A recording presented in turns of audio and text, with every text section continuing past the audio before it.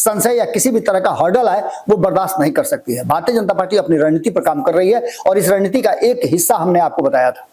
हमने आपको यह भी बताया था कि हम आपको बताएंगे कि जो नई रणनीति के तहत अमित शाह की जो नई स्ट्रेटजी है, उस स्ट्रेटजी के तहत आने वाले 2025 के चुनाव में एनडीए गठबंधन किस तरह से उतरेगा बाहर भी। अगर नीतीश कुमार एनडीए गठबंधन से बाहर होते हैं, अपनी शर्तों पे वो झुकने के लिए तैयार नहीं होते हैं, तो उनको एनडीए गठबंधन से बाहर किया जा सकता है। जब नीतीश कुमार एनडीए गठबंधन से बाहर होंगे तो आपको पता है कि दूसरे खेमे में भी नीतीश कुमार के लिए मुख्यमंत्री की कुर्सी का मोह त्यागना होगा। ये बातें महागठबंधन की तरफ से भी कह दिया गया है।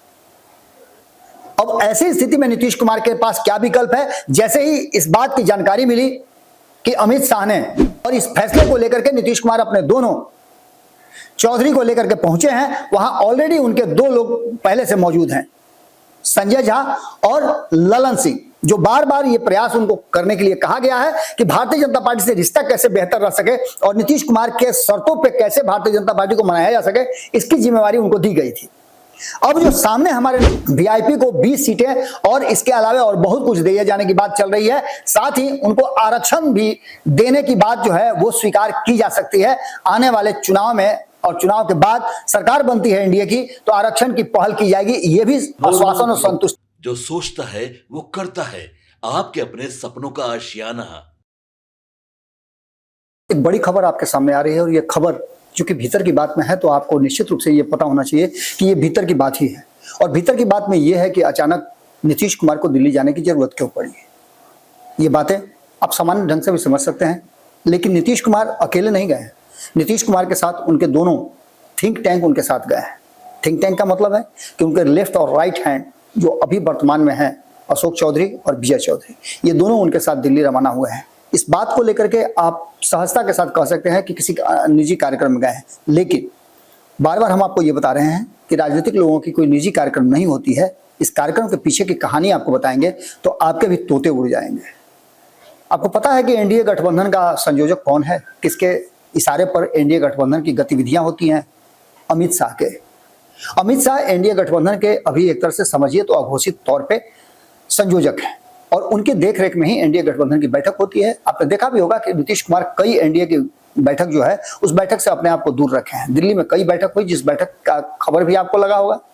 एक संजय झा के यहाँ बैठक हुई थी जिस बैठक में आपको याद होगा कि अमित शाह ने भले ही ऑफिशियली नहीं कि अनऑफिशियली जब उनसे पत्रकारों ने पूछा, जिसमें पत्रकारों को भी इस मीटिंग के बाद बुलाया गया था, तो पत्रकारों ने पूछा तो उन्होंने कहा था कि मुख्यमंत्री का चेहरा चुनाव के बाद हम घोषित करेंगे, हमारे चुने हुए विधायक होंगे वो चुन के ले आएंगे। लेकिन अचानक से दिल्ली में अमित शाह की गतिविधि बढ़ गई है और हमने आपको 2 दिन पहले बताया था कि अमित शाह की अचानक से प्रधानमंत्री नरेंद्र मोदी की 29 और 30 वाले कार्यक्रम के बाद से बिहार में एक बार फिर से मजबूत पकड़ और वो अपने हाथ में पूरा कमान बिहार का ले लिया है। और जिस राज्य में चुनाव होता है उसका कमान यदि अमित शाह ले लेते हैं तो आप समझ लीजिए कि सारी परिस्थितियां बिल्कुल वो अपने हिसाब से चलाना भी चाहते हैं और रणनीति और नीतियां उनके हिसाब से ही चलती है। अचानक से दिल्ली में एक इमरजेंसी बैठक बुला ली गई है और इस इमरजेंसी बैठक में जो हमारे सूत्र बता रहे हैं कि उसमें सभी जो घटक दल के नेता हैं वो तो पहुंचेंगे ही, इसके अलावा कुछ नए लोगों को भी इस मीटिंग में बुलाया गया है। गुप्त रूप से हो सकता है कि कुछ लोगों से बातचीत जो होगी वो टेलीफोनिक भी हो सकती है या ऑनलाइन उनसे मीटिंग हो सकती है, लेकिन कई लोगों से मीटिंग ऑलरेडी दिल्ली में हो चुकी है। आपको बता दें कि कई ऐसे राजनीतिक दल हैं जो बिहार की राजनीति में अपना अस्तित्व और अपनी मजबूती स्थापित कर चुके हैं। ऐसे दलों को लेकर के भारतीय जनता पार्टी इस बार कोई भी संशय या किसी भी तरह का हर्डल आए वो बर्दाश्त नहीं कर सकती है। भारतीय जनता पार्टी अपनी रणनीति पर काम कर रही है और इस रणनीति का एक हिस्सा हमने आपको बताया था।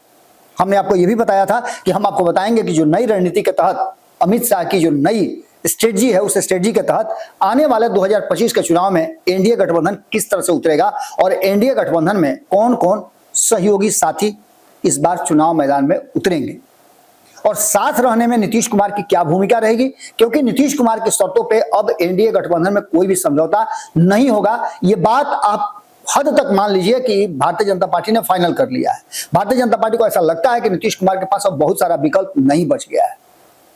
यही कारण है कि अमित शाह के हाथ में इस कमान आने के बाद भारतीय जनता पार्टी बिहार में आपने देखा होगा कि बहुत सारे ऐसे बयान आने शुरू हो चुके हैं। खास करके जिन मुद्दों को लेकर के आपने देखा होगा कि नीतीश कुमार भी चुप्पी साधे हुए हैं। आपने देखा अस्पताल वाले मामले में, पीएमसीएच वाले मामले में नीतीश कुमार ने कोई भी बात नहीं की और नीतीश कुमार ने किसी भी तरह का कोई भी प्रगति रिपोर्ट नहीं दिखाया और न ही इस पर कोई त्वरित उन्होंने एक्शन भी लिया, न किसी तरह की बात की है। भारतीय जनता पार्टी भी इस मामले से बचना चाहती है और ऐसे में आप समझ सकते हैं कि सीट शेयरिंग का समझौता जो सबसे टेढ़ी खीर हो गई है इंडिया गठबंधन में, उसको लेकर के मामला फंसा हुआ है। दूसरी तरफ आपको याद होगा कि 8 तारीख को दो कार्यक्रम बिहार में होने वाले हैं और दोनों एनडीए गठबंधन के बड़े घटक दल कर रहे हैं। एक तरफ चिराग पासवान जहां आरा में 9 संकल्प सभा कर रहे हैं, वहीं संवैधानिक अधिकार परिसीमन सुधार को लेकर के उपेंद्र कुशवाहा मुजफ्फरपुर में उसी दिन एक बड़ी रैली करने जा रहे हैं। ये दोनों कार्यक्रम आप समझ सकते हैं कि शक्ति प्रदर्शन के साथ साथ एक दबाव भी एनडीए गठबंधन और भारतीय जनता पार्टी पर होगा। निश्चित रूप से 243 सीटें हैं और ये बात उपेंद्र कुशवाहा ने अपने उस कार्यक्रम के माध्यम से बता दिया है कि सीटें चाहे कम हो चाहे ज्यादा हो, लेकिन औकात देख करके टिकट और सीट बंटवारा होना चाहिए। इन सभी बातों को लेकर के उन्होंने साफ कर दिया है कि हमारा समझौता 2015 की तरह होना चाहिए। तो 40 सीटों से ऊपर की डिमांड रख करके कहीं ना कहीं चिराग पासवान ने भी एनडीए गठबंधन में अपनी बादशाहत बरकरार रखने की बात कह दी है। यही नहीं, प्रधानमंत्री के कार्यक्रम के तुरंत बाद उसी सासाराम में चिराग पासवान ने कार्यक्रम के दौरान अपने कार्यकर्ताओं को पसीने से लथपथ थे और उस दौरान भी वो अपनी बातों से नहीं मुकर रहे थे, सभा को पूरी तरह से संबोधित भी किया और घंटों वहां रहे भी। पसीने से लथपथ चिराग पासवान ने अपने लोगों को यह बात कही कि सम्मान के साथ कोई समझौता नहीं होगा। इससे पहले आपको याद होगा कि प्रस्ताव पारित करके यह कह दिया गया है कि स्वतंत्र आइडेंटिटी के साथ एनडीए गठबंधन में चुनाव लड़ेगी लोक जनशक्ति पार्टी रामविलास। 8 तारीख का कार्यक्रम काफी महत्वपूर्ण है और ये दोनों ही कार्यक्रम कहीं ना कहीं बेचैन कर रहा है भारतीय जनता पार्टी को और इसलिए 15 तारीख को पटना आने से पहले, क्योंकि आपको पता है कि अमित शाह का कार्यक्रम पटना आने का है और इससे पहले हमने आपको बताया था कि अमित शाह ने नीतीश कुमार का विकल्प तलाश कर लिया है, बिहार में भी और बिहार के बाहर भी। अगर नीतीश कुमार एनडीए गठबंधन से बाहर होते हैं, अपनी शर्तों पे वो झुकने के लिए तैयार नहीं होते हैं, तो उनको एनडीए गठबंधन से बाहर किया जा सकता है। जब नीतीश कुमार एनडीए गठबंधन से बाहर होंगे तो आपको पता है कि दूसरे खेमे में भी नीतीश कुमार के लिए मुख्यमंत्री की कुर्सी का मोह त्यागना होगा। ये बातें महागठबंधन की तरफ से भी कह दिया गया है। अब ऐसी स्थिति में नीतीश कुमार के पास क्या विकल्प है? जैसे ही इस बात की जानकारी मिली कि अमित शाह ने बड़ा फैसला लिया है, भागे दौड़े यहां से पहुंचे। हालांकि कहा यह जा रहा है कि कार्यक्रम जो है वो कहीं ना कहीं देवेश चंद्र ठाकुर जो सीतामढ़ी से सांसद हैं, पूर्व विधान परिषद के सभापति रह चुके हैं, नीतीश कुमार के करीबी हैं। हमने आपको कल ही बताया था कि वो ऐसे शख्स हैं जिनको नीतीश कुमार ने सबसे पहले बिना सीट शेयरिंग का समझौता हुए, बिना उनका एनडीए गठबंधन में आए, जब वो महागठबंधन में थे तभी उन्होंने फैसला कर दिया था कि सीतामढ़ी सीट किसी भी कीमत में देवेश चंद्र ठाकुर लड़ेंगे और देवेश चंद्र ठाकुर ने इसका ऐलान भी कर दिया था और ये हुआ भी।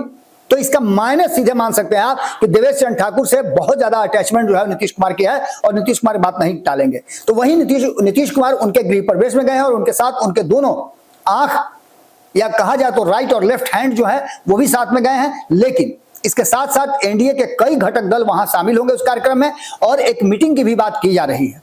इस मीटिंग में यह तय होगा कि आगे करना क्या है। नीतीश कुमार को 15 तारीख का जो अल्टीमेटम है जिसकी चर्चा हम बार बार कर रहे हैं, उसके बाद नीतीश कुमार क्या करेंगे और 15 तारीख को ही अमित शाह को बिहार आना है।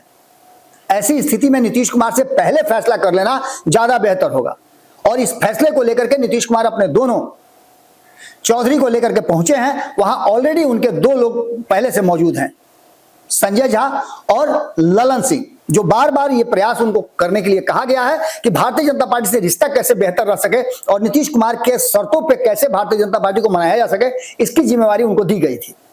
अब जो सामने हमारे नजर आ रहा है कि अगर नीतीश कुमार से बात नहीं बनती है और नीतीश कुमार 122-121 के फॉर्मूले से पीछे नहीं हटते हैं, तो ऐसी स्थिति में बाकी के सभी घटक दल भारतीय जनता पार्टी के साथ खड़े हैं, क्योंकि नीतीश कुमार के एनडीए गठबंधन से बाहर होने के साथ ही उनको अवसर ज्यादा मिलेगा, ज्यादा सीटें भी मिलेगी और उनके मन मुताबिक, उनके अनुसार चुनाव लड़ने के लिए स्वतंत्रता भी प्राप्त होगी। ऐसी स्थिति में आपको बता दें कि जो नया फॉर्मूला आया है उस फॉर्मूले की चर्चा हम आपके सामने कर देना चाहते हैं कि 243 सीटों का जो फॉर्मूला है उसमें सबसे नंबर 2 की पार्टी बनकर के आएगी अगर नीतीश कुमार एनडीए गठबंधन का हिस्सा नहीं रहते हैं तो लोक जनशक्ति पार्टी, जिसको 41 सीटें देने की बात चर्चा में चल रही है। ये पूरी तरह से जो खबर दिल्ली से होती हुई बिहार पहुंची है और सूत्रों से जो जानकारी मिली है उसकी बात मैं कर रहा हूं। इसमें हिंदुस्तानी अवाम पार्टी जो कि बार बार 40 सीटों की डिमांड कर रही थी उसको 21 सीट दिया जाएगा और 21 सीट पर उसको मनाया जाएगा और इसके लिए वो स्वीकार भी कर लेगी, क्योंकि जब हमारी बातचीत हुई थी तो कहा गया था कि हम डिमांड तो निश्चित रूप से कर रहे हैं, हमारी पार्टी का भी लक्ष्य है, लेकिन गठबंधन है, गठबंधन में थोड़ा सा फ्लेक्सिबिलिटी रखनी पड़ती है और विन विन कंडीशन वाले परिस्थिति में थोड़ा समझौता किया जाता है। इस बात को लेकर के संतोष सुमन ने कहा था कि हाँ 21 सीट उनके लिए सफिशिएंट हो सकता है। हालांकि बहुत ज्यादा खुश तो नहीं होंगे, लेकिन चूंकि गठबंधन में रहना है इसलिए 21 सीटें उनके लिए मुफीद होगी।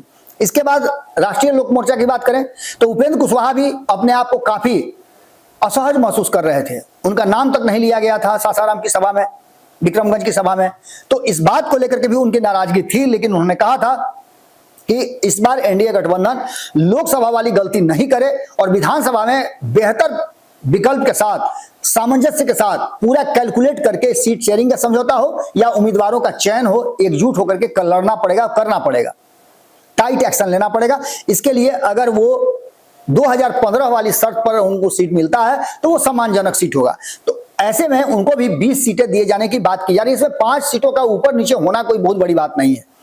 अगर बात करें हम तो 2 नए लोगों की बात हम बार बार कर रहे हैं। हम बात कर रहे हैं वीआईपी की। वीआईपी को भी यदि महागठबंधन में ज्यादा सीटें मिले और एनडीए गठबंधन में कम सीटें भी मिले तो वो इसमें स्वीकार कर सकते हैं, क्योंकि यहां उन्हें कई अवसर मिलते हैं। हमने आपको बताया भी था, याद होगा आपको, कि भारतीय जनता पार्टी से की तरफ से पहल भी की गई थी। हालांकि सहनी समाज के और भी कई नेता हैं जो नहीं चाहते हैं कि मुकेश सहनी की एंट्री एनडीए गठबंधन में हो, लेकिन फैसला तो केंद्रीय नेतृत्व को लेना है और बिहार में यदि नीतीश कुमार एनडीए गठबंधन में नहीं है तो ऐसी स्थिति में उनके जगह को भरने के लिए और उनके वोट को जुटाने के लिए अलग अलग राजनीतिक दलों से समझौता करना पड़ेगा, अलग अलग नेताओं को अपने पाले में लाना पड़ेगा। इसके अलावा आपको बता दें वीआईपी को 20 सीटें और इसके अलावा और बहुत कुछ दिए जाने की बात चल रही है। साथ ही उनको आरक्षण भी देने की बात जो है वो स्वीकार की जा सकती है।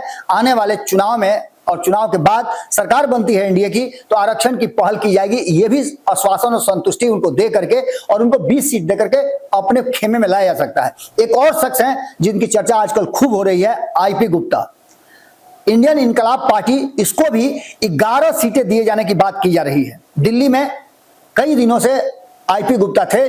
कल हमारे यहाँ भी उनकी बातचीत हुई, आपने देखा भी होगा कि संपादक नमन मिश्रा जी ने उनके साथ जो बातचीत की, इंटरव्यू किया, उसमें साफ साफ नजर आ रहा था कि वो फैसला लेने के लिए पूरी तरह से स्वतंत्र हैं और उनको दोनों ही तरफ से, महागठबंधन और एनडीए गठबंधन दोनों तरफ से उनको ऑफर हैं। आईपी गुप्ता अगर नीतीश कुमार के एनडीए से एग्जिट होने के बाद अगर एनडीए गठबंधन में रह जाते हैं तो उनका वोट भी एनडीए गठबंधन को पहले मिलता था, वो और मजबूती के साथ मिलेगा। उनको वही चीज चाहिए जो मुकेश सहनी को चाहिए, यानी उनका खोया हुआ आरक्षण जो है उन्हें वापस। और ये जो बात मान लेगी भारतीय जनता पार्टी, और करना भारतीय जनता पार्टी को ही है। भारतीय जनता पार्टी ने इस पर, आपको याद होगा कि विधानसभा का सत्र चल रहा था, जो बजट सत्र, उस सत्र में कई बार सवाल भी खड़े किए गए थे, विधानसभा में, विधान परिषद में भी। इस बात को लेकर के एक संभावना व्यक्त की जा रही है कि आईपी गुप्ता को यदि उनका आरक्षण वापस करने की शर्तों पे भारतीय जनता पार्टी लेकर के आती है तो जो 140 सीटों का वो ऐलान कर चुके हैं चुनाव लड़ने के लिए, उसे कम करके वो 11 सीटों पे मान सकते हैं और 11 सीटें उनके लिए रखी गई है। इसके अलावा 130 सीट जो है, ये सब मिलाकर के 113 सीट होता है और 130 सीट अपने पास रख करके भारतीय जनता पार्टी चुनाव लड़ सकती है। इसमें 130 सीट में और कई छोटे छोटे दल हैं जिनके 1 या 2 लोगों को एडजस्ट किया जा सकता है, यानी पूरी तरह से ये पैक करके चुनाव जातीय समीकरण बैठा करके और बिहार में गैर नीतीश चुनाव लड़ने के लिए भारतीय जनता पार्टी पहल कर सकती है। यह परिस्थिति 2015 से बिल्कुल विपरीत होगी, क्योंकि नीतीश कुमार के लिए महागठबंधन की तरफ जाने का रास्ता भी बड़ा संकुचित है, संकरा है, क्योंकि नीतीश कुमार जब महागठबंधन की तरफ जाएंगे तो उनको मुख्यमंत्री की कुर्सी त्यागनी पड़ेगी। ऐसी स्थिति में नीतीश कुमार, आप समझ सकते हैं कि या तो सेपरेटली लड़ेंगे हो सकता है कि किसी और के साथ गठबंधन करें, उनके पुराने 2 छात्र जो हैं वो अलग पार्टी बना करके काम कर रहे हैं, हो सकता है जनसुराज के साथ वो चुनाव लड़ें, या हो सकता है कि कांग्रेस जो नाराज चल रही है, कांग्रेस कहीं ऐसा ना हो कि नीतीश कुमार के साथ गठबंधन कर ले। इसी सब उधेड़-बुन के बीच में शाह की दिल्ली में जैसे ही इमरजेंसी बैठक की बात सामने आई, नीतीश कुमार अपने दोनों राइट और लेफ्ट को लेकर के दिल्ली उड़ान भर चुके हैं। ये संभावनाएं व्यक्त की जा रही है, कहा यह जा रहा है कि वो गए तो है निजी कार्यक्रम में, लेकिन मैं बार बार ये बात कह रहा हूं कि भारतीय जनता पार्टी हो या आरजेडी हो या नीतीश कुमार की पार्टी हो या कोई भी पार्टी हो, किसी भी पार्टी के नेता का कोई निजी काम नहीं होता है, बल्कि जब भी वो निकलते हैं तो निजी कार्यक्रम के दौरान भी उनके राजनीतिक कार्यक्रम, राजनीतिक चर्चाएं होती रहती हैं। और आज भी जब नीतीश कुमार दिल्ली में रहेंगे तो उनकी पॉलिटिकल चर्चा होगी और सीट शेयरिंग के समझौते पर जो अपडेट होगा उस पर बातचीत होगी। फाइनल अल्टीमेटम 15 तारीख का है। अब देखना होगा कि क्या कुछ निकल के सामने आता है। अगर इस फॉर्मूले पर भारतीय जनता पार्टी चुनाव लड़ती है तो निश्चित रूप से आप मान के चलिए कि एक तीसरा विकल्प बहुत ही मजबूत नीतीश कुमार के नेतृत्व में खड़ा हो सकता है। और बिहार में जिसकी चर्चा हम कर रहे हैं, इस बार का चुनाव बहुत ही पेचीदा होने वाला है, क्योंकि ये युग परिवर्तन वाला चुनाव है और इस पर हमारी नजर बनी हुई है। आज नीतीश कुमार की यात्रा से क्या निकल के आता है, हमारी नजर बनी हुई है। क्या कुछ नीतीश कुमार करते हैं, किस तरह का फैसला करते हैं, किनसे बातचीत होती है, ये सब पर हमारी नजर है। जुड़े रहिएगा भारत लाइव के साथ। बहुत बहुत धन्यवाद, नमस्कार। नोरमा ग्रुप, जो सोचता है वो करता है। अगर ये वीडियो पसंद आई और वह बिहार के राजनीति और बिहारियत से सरोकार रखेनी तो सब्सक्राइब बटन दबा के चैनल के सब्सक्राइब कर ली। ओजे एगो घंटी बा, ओकरा बटन दबा देला से कुल सटीक और मारक खबर रुआ मुफ्त में मिल जाई। अगर रुआ पत्रकारिता के हमनी के नया प्रयोग में सहयोग कर चाहतानी तो ज्वाइन बटन दबा दी। पेटीएम नंबर नोट कर ली 9386816700। धन्यवाद।